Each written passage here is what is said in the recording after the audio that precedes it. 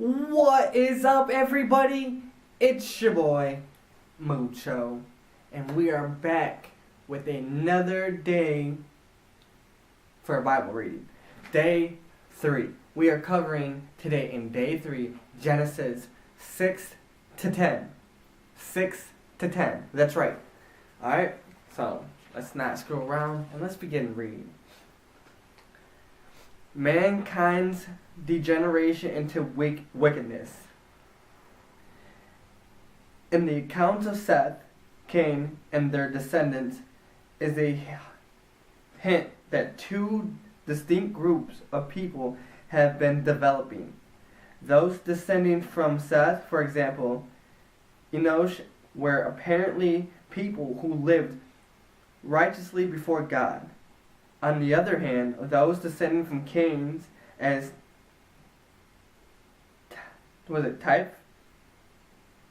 Typhoid by Lamech the murderer, appeared to have degenerated into unrighteousness.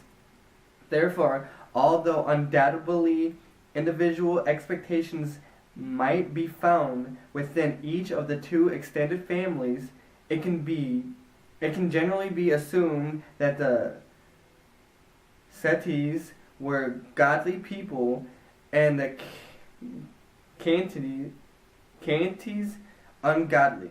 At this point, however, the record seems to indicate that the sons of God, perhaps referring to the Seths, or in any event of those who have had a God-fearing heritage, now begin intermarry with the daughters of men. Not because they are righteous women, but only because they are physically attractive. The apparent result, the apparent is that such mixture of the godly and ungodly leads to obliteration of moral distractions and righteous living. The situation is so bad, in fact, that terribly wicked men known as Nephilim have become heroes among people. Only 10 generations have lived since Adam was first created in God's own image, and they have all sinned, to one extent or another, by being disobedient to God's moral law.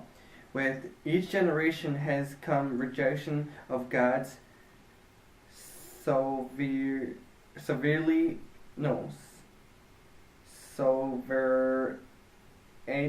and love. As it now begins to appear that more and more of mankind has turned into wickedness, God is inclined to destroy his creation. Yet there is a handful of people, including Noah, who still walk with God, so mercifully postpones destruction of the world for 120 years. Intermarriage begins decay.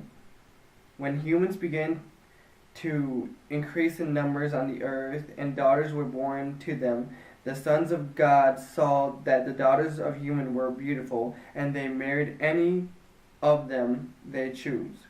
Mankind given grace period. Then the Lord said, "My spirit will not contend with humans forever, for they are mortal. Their days will be 120 years. Wicked considered heroes, okay? The Nephilim were on the earth in those days and also afterward, when the sons of God went to the daughters of the humans and children by them. They were the heroes of old men and renown. God grieved by mankind. The Lord saw how great the wickedness of the human race had become on the earth, and that every inclination of the thoughts of the human heart was only evil all the time. The Lord regretted that he had made human beings on the earth, and his heart was deeply troubled. So the Lord said, I will wipe from the face of the earth the human race I have created, and with them the animals, the birds, and the creatures that have moved along the ground, for I regret that I have made them. But Noah I found favor in those eyes of the Lord. Noah and the flood. Because of the degeneration of the human race, God has reluctantly decided to destroy mankind from the earth. Yet there is a remnant of righteous men and women who comprise the family of Noah, and God looks upon them with mercy. God warns Noah that he will soon unleash a flood of waters upon the earth that will destroy all living creatures. Noah is instructed to build an ark, or ship, in which he and his family, plus pairs of each kind of living creature, will be saved from destruction, despite undoubtable, ridicule from curious onlookers. Noah and his sons act in faith and construct the ark. As the rains begin to fall and the springs pour for water, Noah's family enters the ark with the various animals and prepares for the most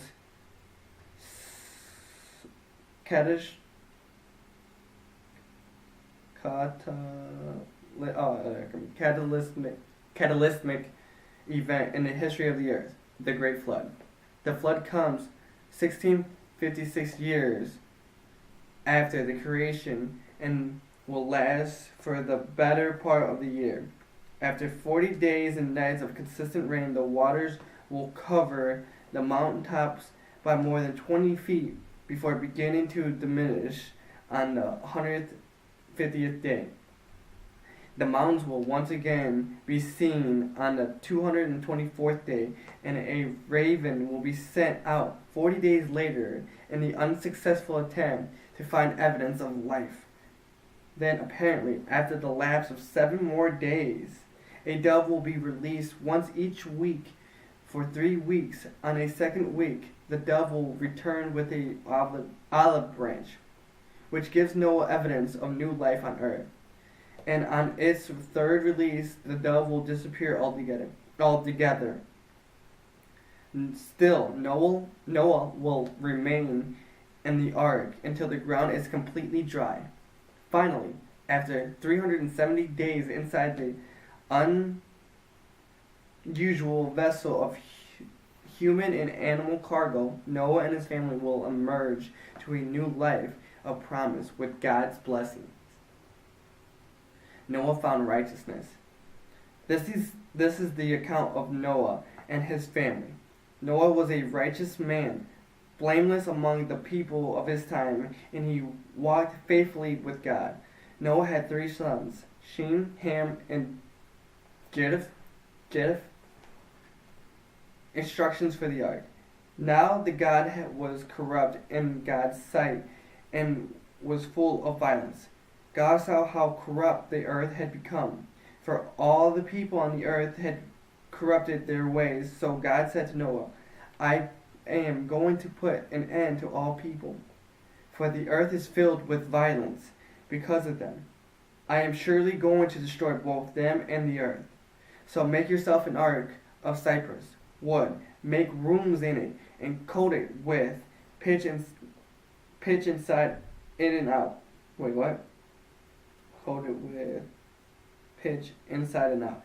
This is how you are to build it. The ark is to be 300 cubits long, 50 cubits wide, and 30 cubits high. Make a roof for it. Living below the roof, an opening 1 cubit high all around. Put a door in the side of the ark and make lower, middle, and upper decks. Plan for saving Noah. I'm going to bring floodwaters on the earth and destroy all life under the heavens. Every creature that has breath of life in it. Everything on the earth will perish.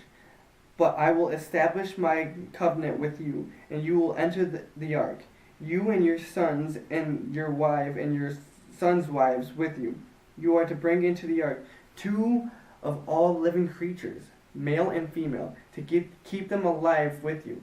Two of every kind of bird, and every kind of animal, and every kind of creature that moves along the ground will come to you and to be kept alive. You are to take every kind of food that is to be eaten and store it away as food for you and for them. Noah builds the ark. Noah did everything just as God commanded him. God's last instructions. The Lord then said to Noah, "Go into the ark, you and your whole family, because I have found you righteousness in this generation.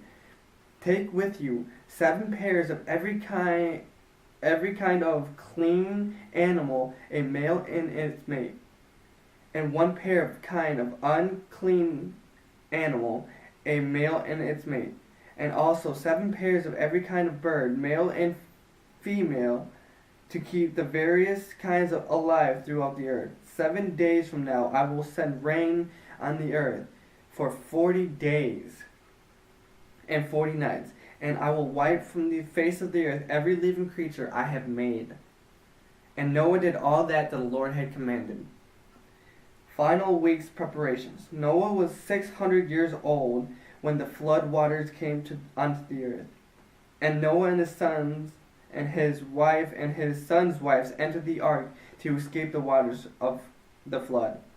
Pairs of clean and unclean animals, of birds and all creatures that move along the ground, male and female, came to Noah and entered the ark, as God had commanded Noah.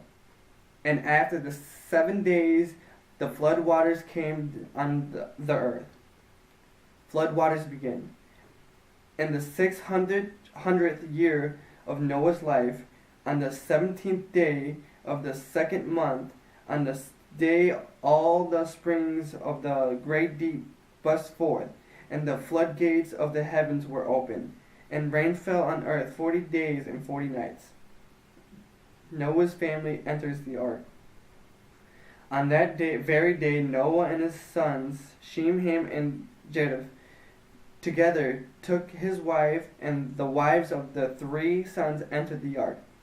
They had with them every wild animal accordingly to its kind, all livestock accordingly to their kinds, every creature that moves along the ground accordingly to its kind, and every bird accordingly to its kind, everything with wings. Pairs of all creatures that have the breath of life in them came to Noah and entered the ark. The animals are going in where male and females of every living thing, as God had commanded Noah. Then the Lord shut him in. Destruction beneath waters. 40 days the flood kept coming on the earth, and as the waters increased, they lifted the ark higher above the earth.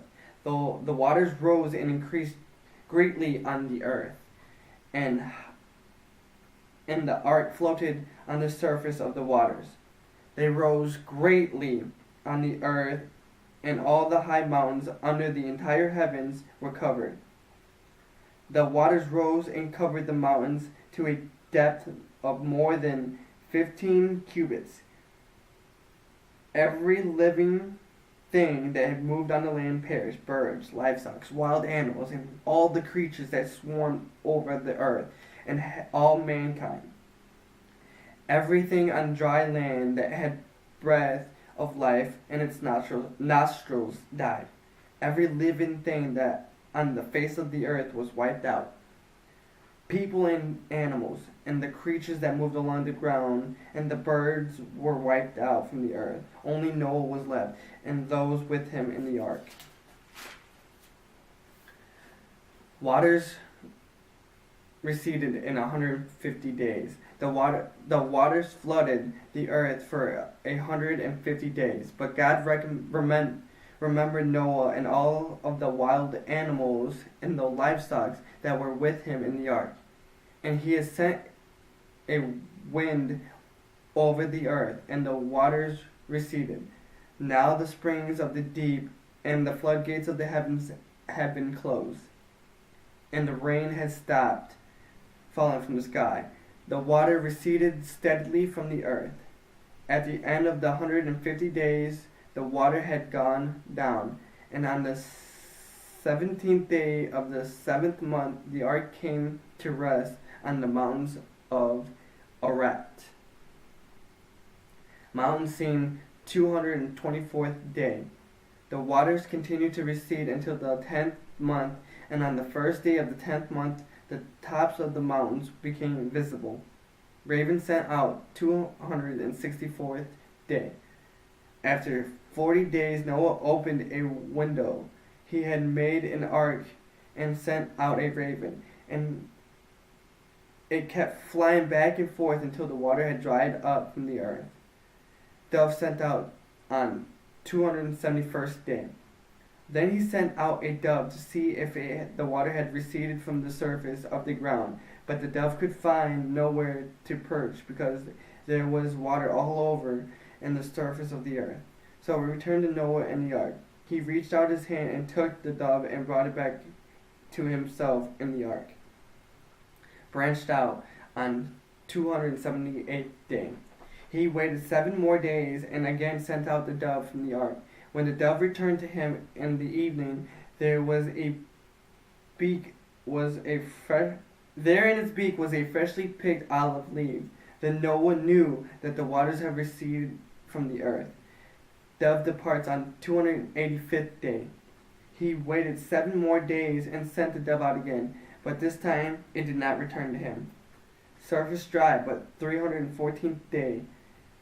By the first day of the first month of Noah's 601st year, the water had dried up from the earth. Noah had removed the covering from the ark and saw the surface of the ground was dry. Noah called after 370 days. By the 27th day of the second month, the earth was completely dry. Then God said to Noah, "Come out of the ark, you and your wife and your son and their wives. Bring out every kind of living creature that is with you, the birds, the animals, and all the creatures that move along the ground, so they can multiply on the earth and be fruitful and increase in number on it." So Noah came out, together with his sons and his wives and his sons' wives, all the animals and all the animals' creatures that move along the ground, and all the kinds of birds. Everything that moves on land came out of the ark, one kind after another. Noah offers sacrifice. Then Noah built an altar to the Lord, and taking some of the clean animals and birds, he sacrificed burnt offerings on it. God makes vow. The Lord smiled and the pleasing aroma. He said in his heart, "Never again will I curse the ground because of humans, even though every inclination of the human heart is evil from childhood. And never again will I destroy all living creatures as I have done. As long as the earth endures, seed time and harvest, cold and heat, summer and winter, day and night, I will never cease." Mankind's regeneration. Then God blessed Noah and his sons, saying to them, "Be fruitful and increase in number, fill the earth. The fear and the dread of you will fall on all the beasts of the earth, and all of the birds in the sky, every creature that moves along the ground, and all of the fish in the sea. They are given into your hands." Dietary instructions. Everything that lives and moves about will be food for you. Just as I give you the green plants, I now give to you everything, but you must not eat meat that has been lifeblood still in it. Law of life for life. And if your lifeblood will surely demand an accounting, I will demand an accounting for every animal, and from each human being too, I will demand an accounting for the life of another human being.